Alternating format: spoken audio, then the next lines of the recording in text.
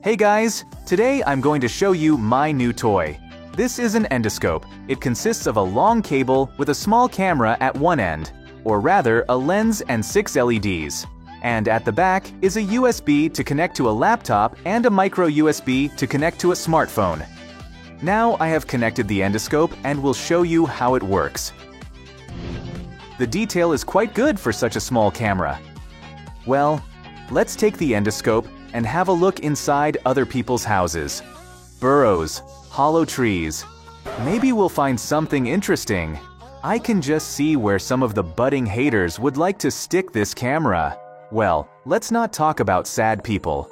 The main thing is that my subscribers and I are normal people. Well, the subscribers are definitely normal. The other day, we were shooting a video on the riverbank, and I noticed a lot of holes in the ground. Now that we have the opportunity, let's look for something interesting. There's a suggestion that all these holes are snake holes. We'll start by tweaking the design. We take some Scotch tape and fix the wire. The perfect apparatus for this kind of filming is ready. You should know how many burrows we searched and how long it took us to find anything. Almost all the burrows were empty. We didn't think we'd be met anywhere by the inhabitants of these underground settlements. But we were lucky. We found a burrow with eggs left over from the hatching of snakes, or maybe lizards. Using first a camera and then a wire, we carefully removed the eggs from the burrow. The shells were very soft. Look at it, it's like it's made of paper. Very easy to bend, very easy to deform. Either way, it means snakes have been here, probably recently. This made us very happy and inspired us to look for snakes. We spent an hour digging in the ground, and it turned out to be a good idea. We sent our camera out, and somewhere at a depth of half a meter, a guest appeared. As soon as the snake saw the camera, it curled up and sat still, trying not to move. But it couldn't resist the light from the camera and went on the attack. That's how we managed to lure the snake out. Or the snake thought the camera would be its next victim.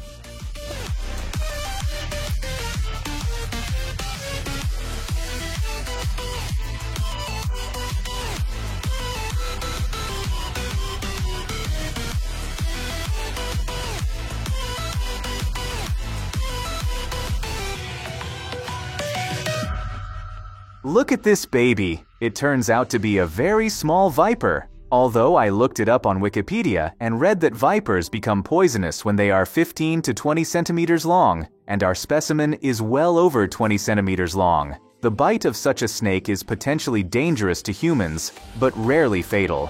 In general, it is better not to play with these things, but for the sake of some nice footage, you can afford it. The video has been shot, but the snake has to be respected too, so we send it back to its burrow, to which the snake happily returns. Apparently, the snake is very moody because it soon crawled out of its house. For some reason, it had changed its mind about staying there. After our arrival, it must have decided that it was no longer safe. By the way, guys, are you afraid of snakes? Write in the comments. I'm sure the next guest will scare you. Yes, I'm talking about spiders. We found 2 dens here. Look at the first one. It looks like some sort of miniature defense tower. It's a defense against floods. Let's have a look around.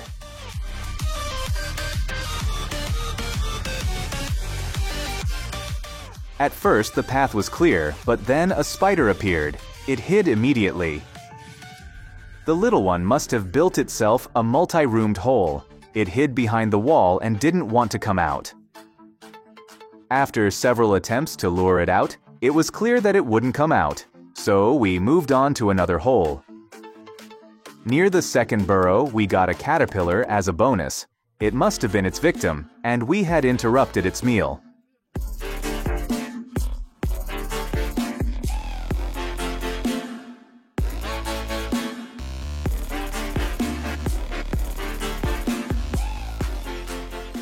At first, this spider also used retreat tactics and hid underneath.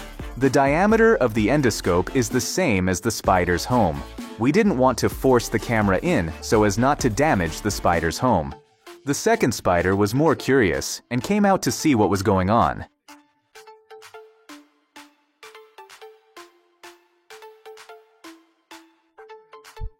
It's okay, little one, don't worry, we're leaving. There's a park not far from my house and there are lots of squirrels there.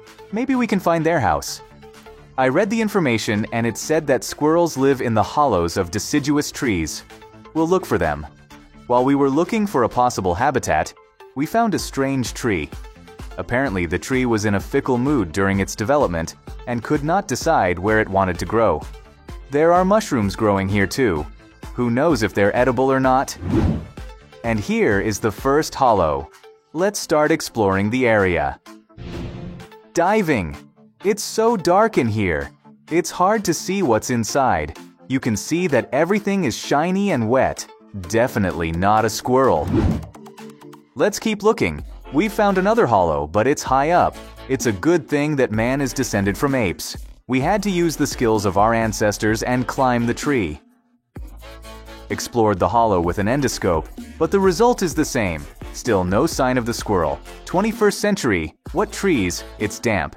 And insects, modern squirrels probably make hollows in poles. Here's another possible habitat for these animals. We need to climb trees again. We have a ladder for that. Don't forget safety.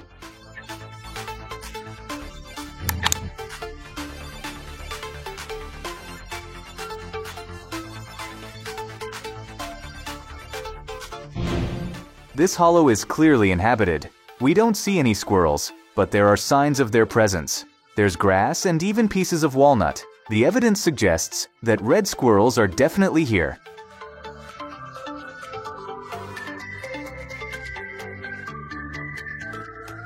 We did not find any indigenous people, but we did visit their hut.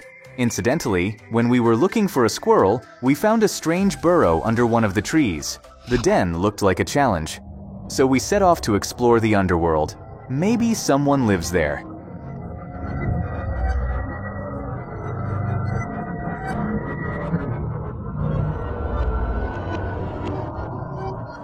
As I lowered the camera further down, I could see something strange living there. It's hard to imagine what it could be. On the second run, we managed to get close to these creatures. We tried for a long time to see what it was, and finally, we understood. The truth was only understood when the mother of these creatures came running at the raised noise. It's a whole family of mice. To be precise, a lot of newborn mice with their mother. Let's not disturb them and frighten them with our presence. Guys, all the shots so far have been warm-ups, but now it's going to get really scary. We found a house built in the 50s in the old neighborhood. The locals say there's a lot of cockroaches here. It's because of the wooden floors and walls. Even the stairs between floors are made of wood. As we walked around, we found holes in the floor. We spread out our equipment and started filming. Unfortunately, we didn't find anything interesting here, so we decided to climb up to the attic.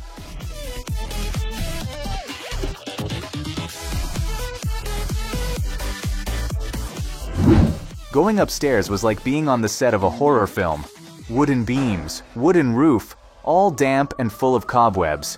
The slate is already falling off. It's not fit for purpose, but it's definitely fit for cockroaches.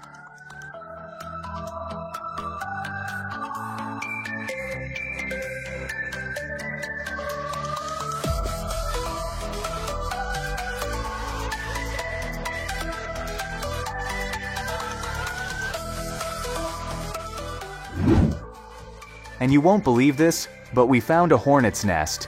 We wondered what could be in there. Like this video and we'll give you part 2 of the episode. Support this video with your activity.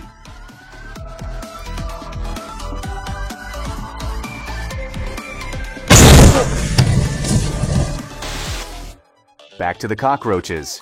We found one of the most cobwebbed places and decided to check it out. Piles of cobwebs, obscure bits of building material, and no sign of anything living.